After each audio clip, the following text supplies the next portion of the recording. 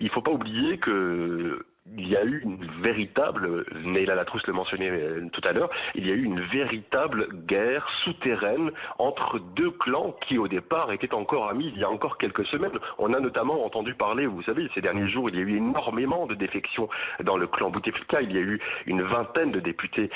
qui n'ont pas démissionné de leur poste de députés, mais du parti traditionnel, le FLN. Ce n'est pas rien, les défections se sont multipliées et donc le clan présidentiel, même s'il le savait déjà, même s'il poussait la chansonnette jusqu'au maximum, il savait pertinemment qu'il était en perte de vitesse, que c'était une question de jours à leurs yeux et d'heures probablement dans la réalité. Et c'est probablement aussi pour ça, avec bien sûr le conflit ouvert avec l'armée, que a été précipitée cette annonce qui était effectivement inéluctable. La preuve en est, c'est que le clan présidentiel a décidé d'abord d'annoncer